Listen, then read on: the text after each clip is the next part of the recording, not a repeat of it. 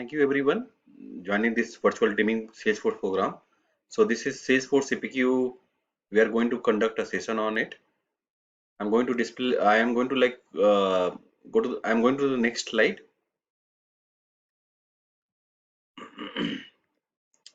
Okay. So thanks for our sponsors. We do have our diamond sponsor Copado. We have platinum sponsor Titan, Ascent Cloud, MetaJoa. We have gold sponsors, and then we have a silver sponsors also. Thank you so. Thank you very much for these sponsorships. And we do have also COVID-19 Reliance Fund and the other are non-profit charity partners. Thank you very much. I would like to discuss myself here. Amol Barnwal. I'm a Salesforce architect, and these are my LinkedIn profile and Twitter profile. I'm also having and running one Salesforce CPQ channel on YouTube channel. You can just go and search for Salesforce CPQ. You will find my link. So today's agenda, we are going to discuss about what is Salesforce CPQ, how to install, and the CPQ standard object and custom object, CPQ page layout settings. We'll also discuss about the standalone product and bundle product. We'll also discuss about code to cache process, and then we'll also discuss about code template.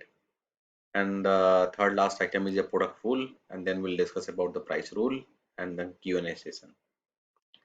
Now I'm moving to the Salesforce CPQ. What is CPQ meaning? That we have like the CPQ is called C is stand for configuration, configure your bundle, configure your product, configure your price books, and then some setting related to those configurations so that you can reach to your desired output.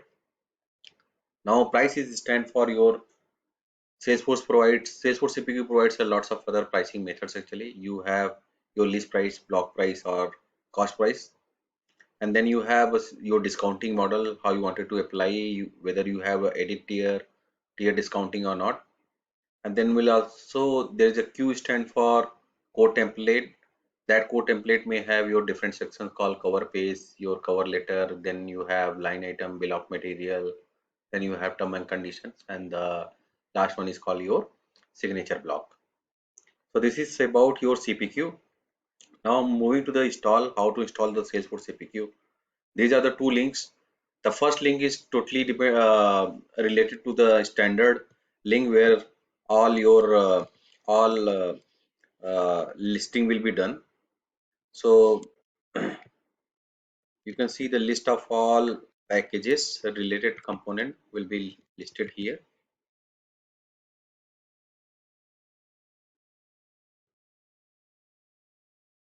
So once you go down, you will see this link. Just as a simple approach, you'll have to click on production and sandbox. If you are going to deploy in production, you'll have to click on that and install your Salesforce CPQ. I was talking about the another link for Salesforce CPQ where you have this trial org. This trial org, you will have to just open this link and then fill up your form. Fill this form. The moment you fill this form, you'll have to just receive one email for the activation. Verify your account and reset your password, and then you are good to go. So this is the playground. This one is basically a playground link where you can go and create your own playground. So I have created this playground for you for this particular session. I'm going to discuss about after installation what all step that you have to perform. After installation, there is a one important part that you will have to just uh, assure to click on this request authorization. This is very much important step the moment you have installed this package actually. So after installation, you'll have to just click on this request authorization. The moment you are done, after this you have CPQ packages setting. So these are the list of all packages settings that you have. You have documents, group, line editor, plugins, price and calculation, subscriptions and renewals, quote, order, and additional settings. So these are the list of all setting you can do. Uh, I will discuss some. This is the trigger disable. The trigger disable is a checkbox. Let's suppose you are migrating your data into your Salesforce CPQ object. So if you wanted to like disable those trigger, you can just go and click on select this button. I would like to discuss about product result group field name. So this product result group field name is basically you can select here a product family. So whenever you are searching your product in a CPQ line editor page, you will be listing your product based on those product family group by field actually. So these are all like a basic Salesforce CPQ setup that you have to do it. Now coming to the next part, what all CPQ standard object and custom object are being used. CPQ uses account, opportunity, product to assets and contract. These are the standard object are being used.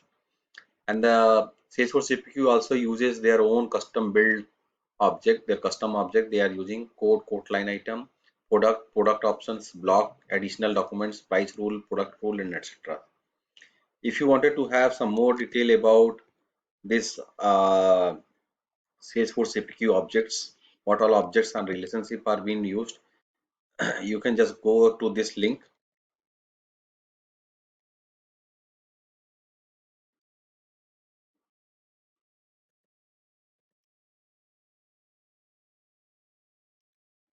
Yes.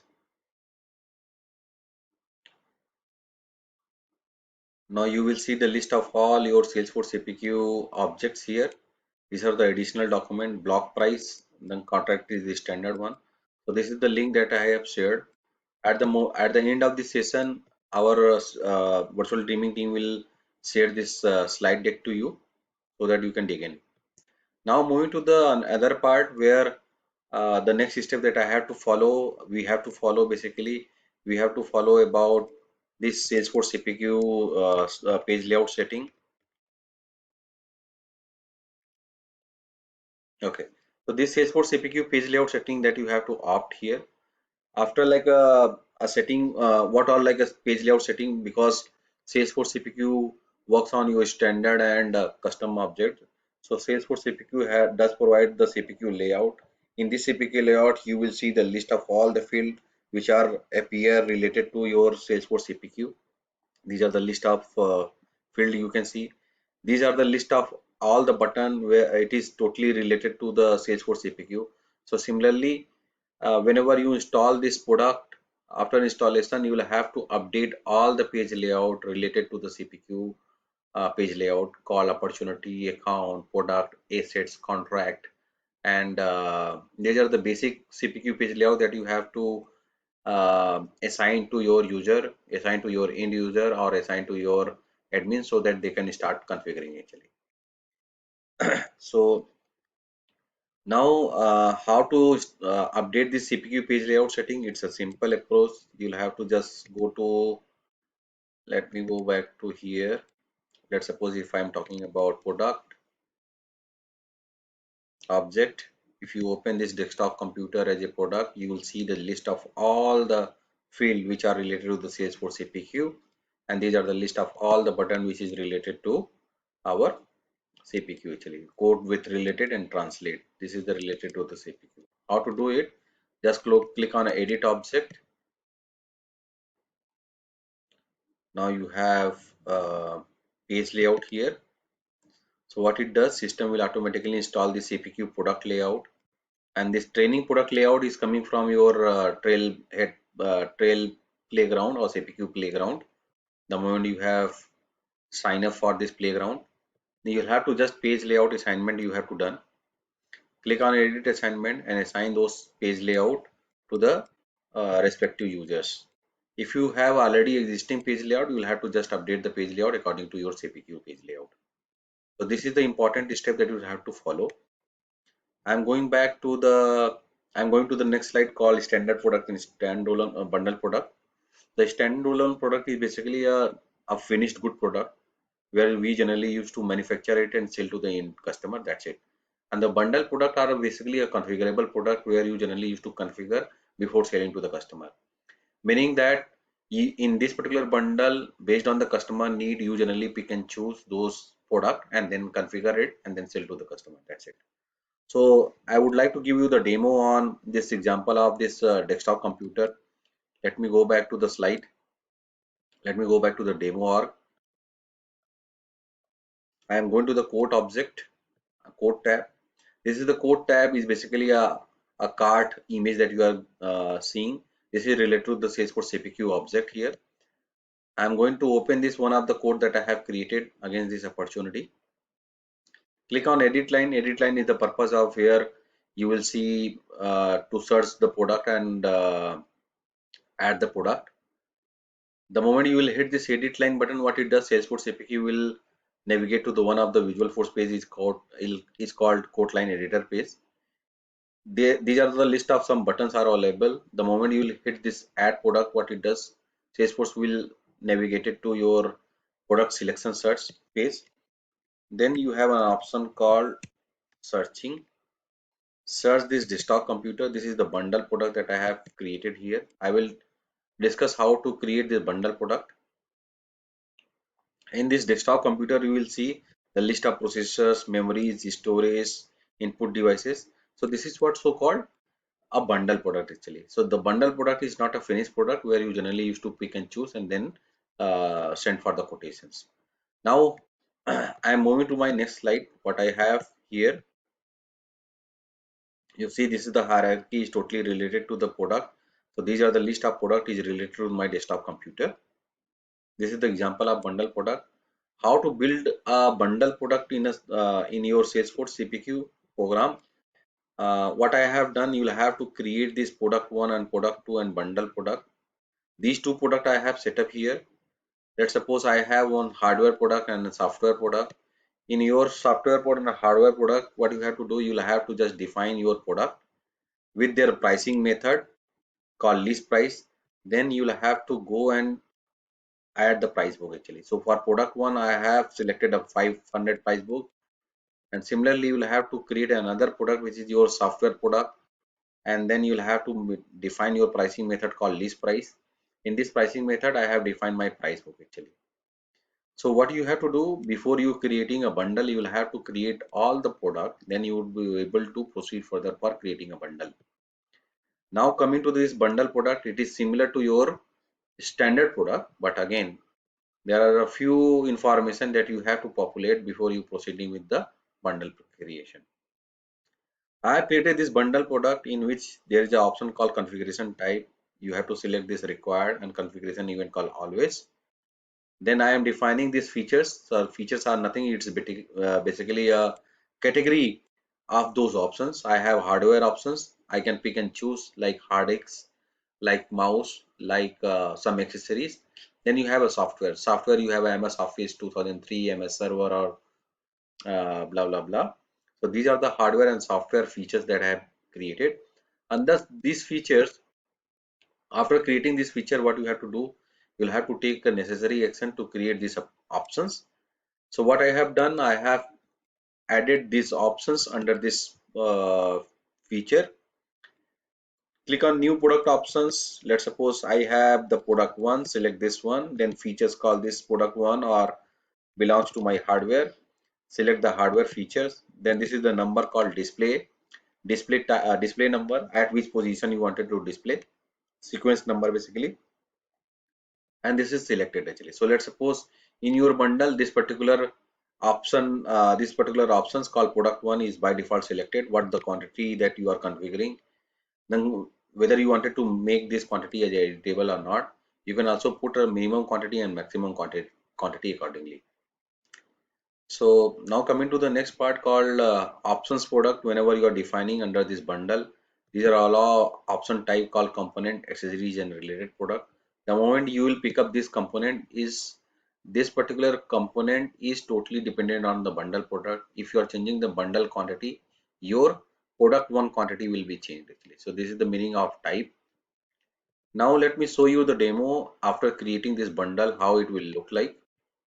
I'm going back to my existing code here that I have. I am searching for my bundle product. Click on select. Now you see in my hardware I can see the product one. In my software I can see the product two, and then click on save actually. The moment you will click on save, what it does, Salesforce will navigate to your Salesforce quote line editor page.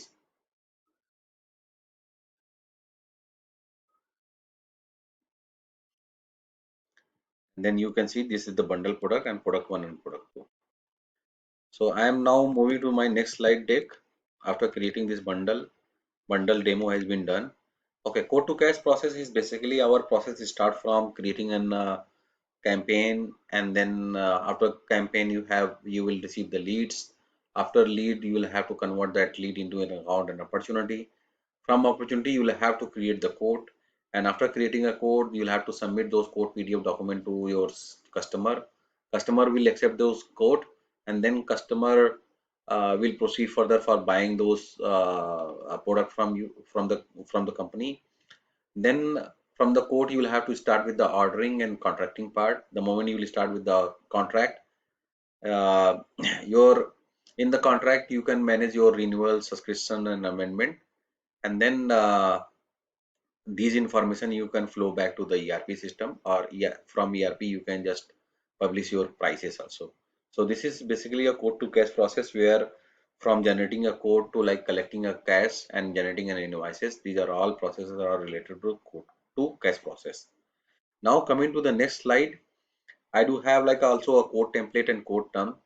In the in this quote PDF document, you can see the list of all bill of material. You have a header, you have a logo, you have this company name and detail, you have a subtotal and list price, you have a discounting field, then you have a term and conditions also, right? So now what all step that you have to follow while creating this quote turn quote template? Let me dig into. First, in Salesforce CPQ platform, you have following options. Let me go to the detail here very quickly. So there are a major step that you have to follow. There are three steps. One is called code template you have, and before defining your code template, there is another called template content, and then you have a third option called code term. Okay, so code template. Uh, Let me open one of the code template here. This one. You'll have to just create a code template. This is the header one. After creating this header, this is the header content. This is the header content is nothing but is a template content HTML.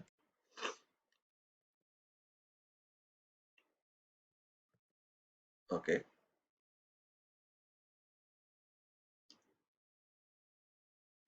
So this is my header, how it will look like. I have my logo, I have my all these company details here.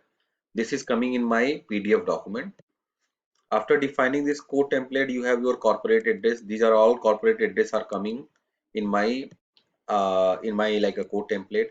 Here you see you have a I have like a mapping fields here.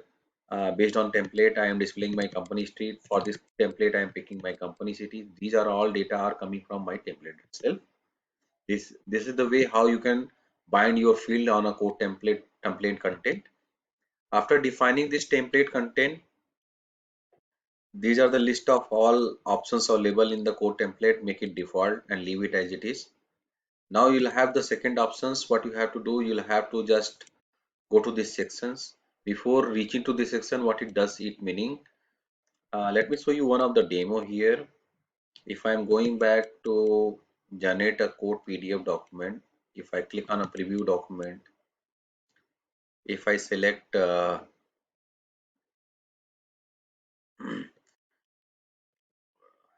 virtual dreaming to template here, if I click on preview, my code template have following sections. Let me show you. I have my header here, logo with this company detail, then I have a bill of material, then other sections, then I do have my term and conditions heading, then these are the list of all term and condition, then the last one I do have my signature block actually. So whenever you open this code template, you are getting these sections here, line item sections. Line item sections are basically related to the line item template content. So whenever you are going to define these sections, these are the display order you'll have to consider 20, 30, 40, 50, and you can put also 1, 2, 3, 4. Based on this display order, your code template will be generated. This is the template content that I have defined for my line item. Now coming to the term and condition header, I am reaching to this template content. This is the template content is for your term and condition header. Term and condition header. Now coming to the another part called term and conditions on signature. On signature, I do have this signature block template content. Let me open this signature block.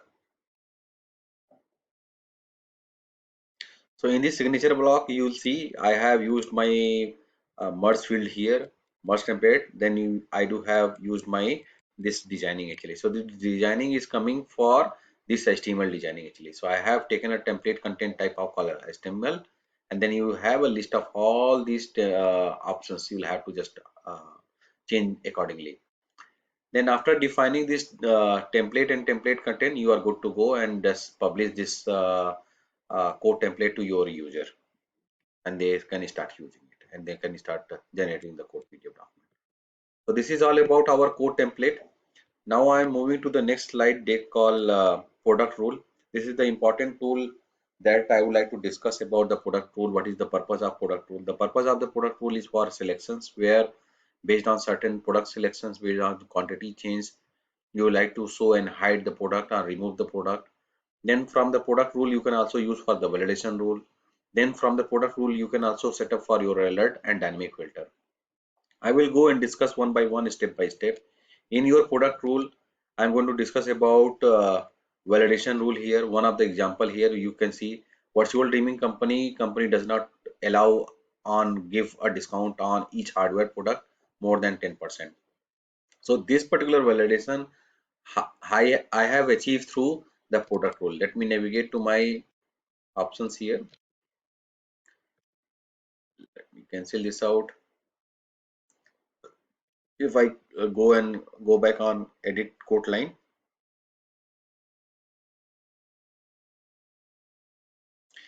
if I give a discounting more than 15% or 20%, if I click on a quick save, what it does, Salesforce CPQ will give me a alert, error message. So here you see the hardware product discount cannot be greater than 10%. I am not allowed to proceed further. Even I cannot save the code actually. So this is the alert rule message that I have set up here. This alert rule message I have set up with help of product rule. Click on the product rule tab, and then you can see this restricted discount greater than 10%. So you in this product rule you have one header product rule, then you have error condition, and the this error messages are being used. In the product rule, you have a type called validation. Select this scope called code, then you will listen event called always. Then you mark this active, and you'll have to define these two conditions. One is your product family. The product family equals your hardware. Product family quote line. Product family equals hardware. This is the one condition that I have mapped. Another condition that you have to set up called discount. If my quote line item discount is greater than 10%, give us an error message that my quote line item cannot be greater than 10% for product family called hardware. So these are the few steps that you have to follow and define your product role. I'm navigating to my next slide deck for another alert rule. Alert rule is similar to your validation rule, but in alert rule it can be bypassed actually. So it can be bypassed, meaning that let me give you an example here. Virtual dreaming company want to display an alert message to upsell their business and show recommended message to salesperson actually. So let's suppose one of your salesperson is selecting a tablet 10-inch, you will have to showcase the tablet 10-inch cover case to add it actually. So let me show you how I have configured add product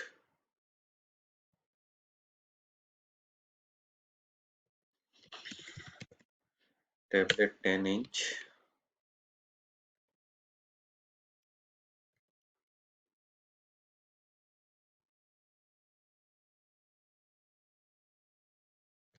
Let me make it 0. If I click on a quick save, what it does, Salesforce CPQ will give me an alert message.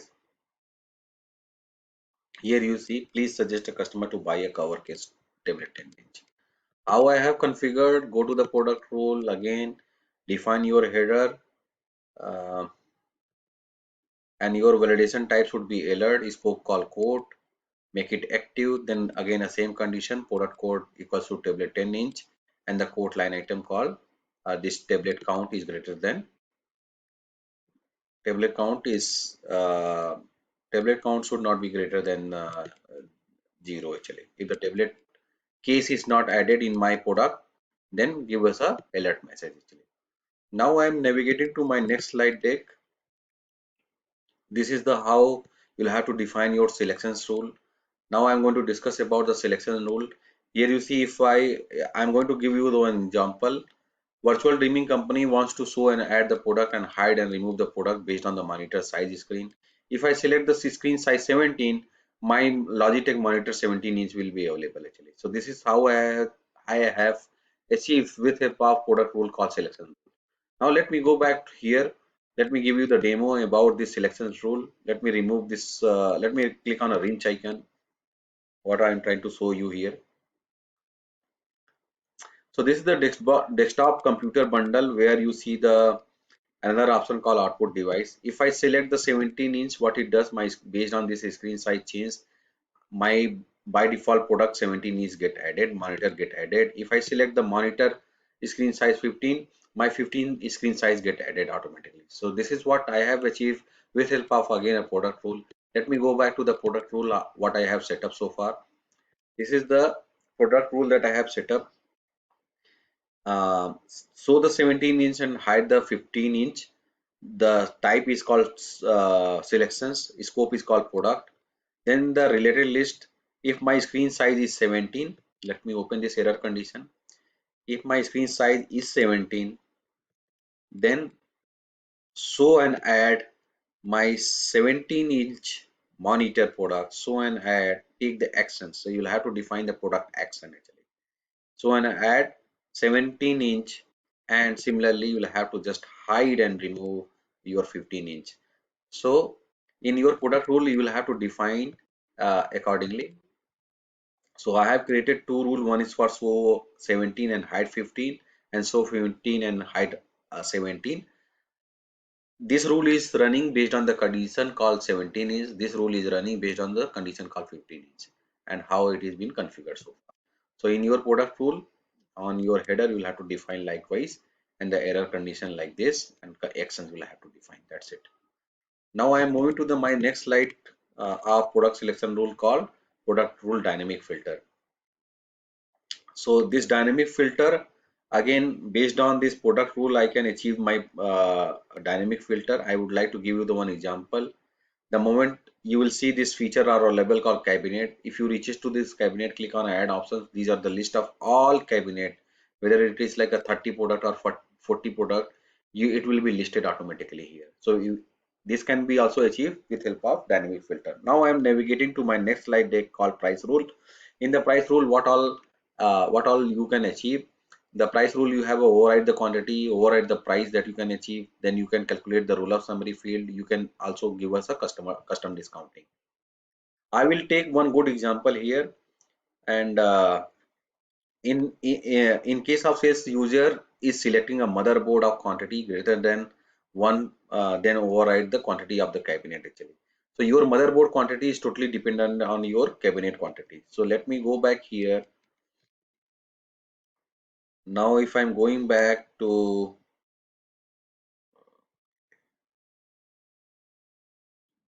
let me open this price rule first. Okay, so based on Logitech motherboard quantity, I am changing. So the price rule name, you'll have to just define this evaluation scope on calculate. This would be edit. Then you have a your condition saying that if my product options is a product code called Logitech cabinet, this is the condition that you have to add. Then you have to take the actions. So my action is basically what I am doing. I am overriding the quantity of my cabinet quantity to the motherboard's quantity actually. So this is the way how you can achieve your price rule. Let me navigate to my quote object here, quote tab. Let me show you the demo how it is been running currently. I am opening one of the quote record. Click on edit line.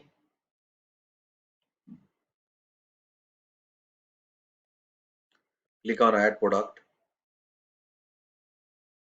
Now search for the Logitech bundle.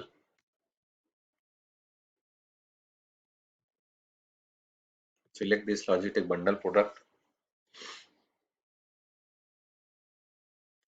If I am changing my Logitech motherboard to 1 to 5, what it does is for CPQ price rule engine is automatically changes my cabinet quantity. Now this is how I have achieved. Now navigating to my next item or price rule roll up field. Here you see the software total amount. So this software total amount are coming with help of my pricing rule. Let me navigate to my price rule, what I have achieved here, how I have achieved, how I have configured. So in my hardware total amount, this is my price rule engine. I have evaluation scope called calculate. On calculate, for this desktop computer, I am rolling up my all hardware total amount actually. So this is the pricing action that I have defined and the pricing condition that I have used. For all my hardware amount, please update my code on a custom field called hardware total amount. Once you go back to the code here, let me navigate to the code.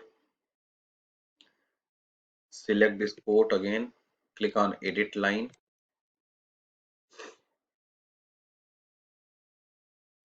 So whatever the hardware family is there, based on those hardware family, my hardware total amount are get calculated.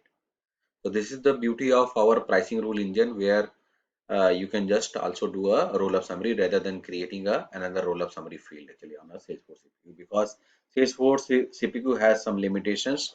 Salesforce has some limitation while creating those roll-up summary field. You cannot create like more than 20 or more than 40 roll-up summary field on any object. So this way you can save your limit to do not reach to that limit of creating those roll-up summary field with help of pricing rule.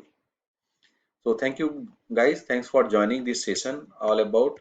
And I'm navigating to my next slide deck where I will discuss about a question Q&A session. Now my first question is basically virtual dimming company would like to display hardware total amount and software total amount field on code PDF in tabular format. Then how Salesforce CPQ will calculate these two values in the custom code field. Then you have an options. These are the two options available. One is called product rule to calculate the hardware total and software total, and the second one is called pricing rule to calculate. Okay, so my requirement is to uh, roll up field. So what you have to do, you'll have to again I have discussed, you'll have to use the price rule to calculate the roll up hardware total count and software total count. So your answer will be B, with help of price rule calculate hardware total and software total. I'm going to discuss about my question two. Virtual dreaming company would like to show and add the product, UK product and US product based on the selections of locations actually. So what you have to do here, my answer is product rule. There is a type called selection rule. The product rule with the selection type you will have to define. So my answer will be B, not a price rule. Price rule is for your quantity change, for your amount calculation, for your custom discounting. These are all purpose of using the price rule. Thanks for joining these sessions. My virtual dreaming team company are working for this survey link. This survey link will be shared to you very soon. There is a treasure, a link also will be published to my viewer. They can also go and they will receive some email at the end of this, or they will also publish these codes so that you can enroll your treasure hunt points through the website. Actually, they will publish these details very soon to you. Thanks for joining. Thanks. Thank you so much, Amit Chaudhary. Thank you so much, Rakesh Gupta, and thank you so much, Jitendra Jha. You guys are fantastic. Thank you so much.